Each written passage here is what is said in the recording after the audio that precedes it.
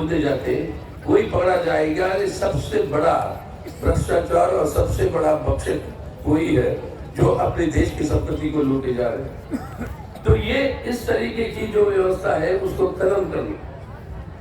खत्म करके आज ऐसी हालत बना रखे हैं कि छोटे पार्टियां, गरीब पार्टियां और खासतौर से जनता के साथ जुड़े हुए पार्टियां, इन पार्टियों को चुनाव लड़ने से वो जो है दूर रखने की कोशिश है, क्योंकि आजकल चुनाव उसूलों पे नहीं हो रही है।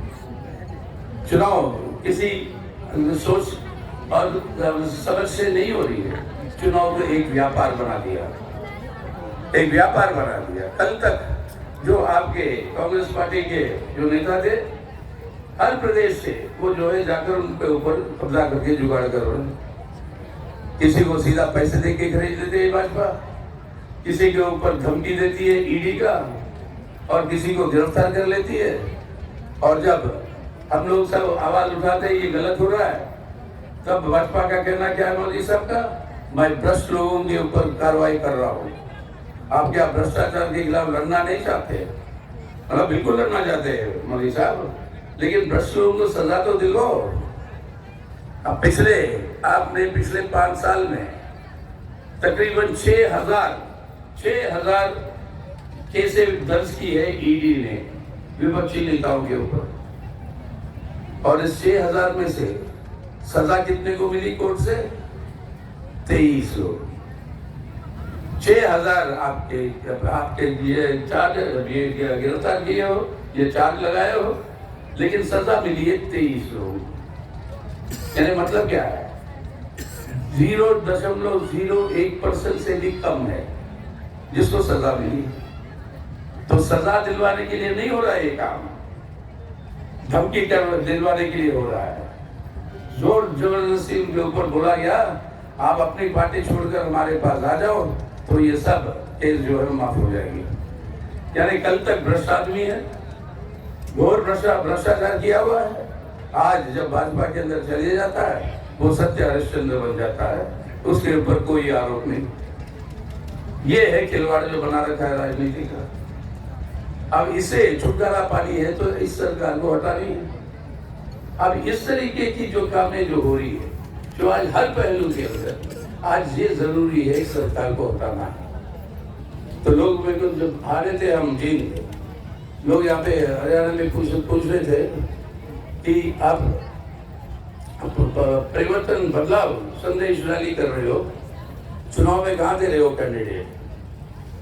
मैं बोला हमारी मकसद है बदलाव का, हमारा मकसद है सरकार बदले और जनहित की सरकार आए, देश की एकता अखंडता को बचाने वाली और संविधान को बचाने वाली सरकार आए। ये है हमारा बदलाव का मतलब। तो कहता बिना चुनाव लड़े कैसे लाओगे बदलाव? ऐसे वही है खासियत इस लाल झंडे की। लाल झंडे चुनाव से नहीं बदलता परिस्थितियों को, लाल झंडा बदलता है संघर्ष से और लड़ाई से। और जिन लोगों को इसके अंदर यकीन नहीं है, समझ लीजिए फांसीवाद की बात हुई, कौन रामजीत ने बहुत कुछ बताया उसके बारे में, लेकिन फांसीवाद के खिलाफ जब जीत हुआ, कौन सा झंडा था जो हिटलर के संसद के ऊपर लहराया, ये सूचना देते हुए पूरे दुनिया को कि हमने हिटलर को हरा दिया? वो झंडा किसका था? कौन सा था? यही लाल झंडा। यही लाल झंडा वहां पे खड़ा होके हिटलर को भगाकर दुनिया को बचाया। तो ये संघर्षों की बात, बदलाव ऐसी आती है। सरकार पलट कर दल बदलू, पलट कर दल बदलू करके जो बदलाव आएगी वो सही बदलाव नहीं। सही बदलाव वो होती है जो जनहित में होती है, सत्ता के हित में नहीं। आज तो भाजपा रही नहीं पार्टी, भाजपा तो भरी हुई है पुराने कांग्रेसियों से। अब ये पूरे के पूरे कांग्रेसी भाजपा में आ गए। पूरे पार्टी ये करे आप राजनीति के लिए तो देश को बर्बादी की ओर ले जाने की बात। तो इसलिए हम कह रहे हैं आज कि बहुत बड़ी जिम्मेदारी आपके ऊपर हमारे। क्या इनको ये अवसर दिला सकेंगे? अगर 42% अगर हमारे देश के अंदर जो ग्रेजुएट है, जो बीए कर चुके हैं, वो बेरोजगार भटक रहे हैं, अच्छा करोड़ों की तादाद में नौजवान बेरोजगार भटक रहा है। वो गलत रास्ता नहीं अपनाएगा तो क्या करेगा? और वो जब गलत रास्ता अपना कर जाएगा, आप कहते हैं कानूनी व्यवस्था खराब हो गई, उसके ऊपर शोषण करो, दलितों के ऊपर शोषण करो, महिलाओं के ऊपर शोषण बढ़ाओ, और फिर और कुछ नहीं तो एक नया तरीका निकाला, बुलडोजर पॉलिटिक्स। अब बुलडोजर चलाओ, आप अब आवाज उठाते उनके घरों को बिठा दो, वो कोर्ट कचहरी में धक्के खाते रहेंगे जब तक उनकी नई पीढ़ी भी बुजुर्ग नहीं हो जाएगी, तब तक कोई निर्णय नहीं होगा।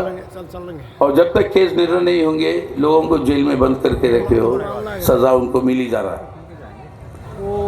एक भी आज जो है वो यूएपी में बंदगी है, उसके ऊपर सजा कचहरी ने नहीं दिया, लेकिन सब पड़े हुए जेल में 4 साल से 5 साल से, यानी सजा तो हो ही रहेगी उनकी।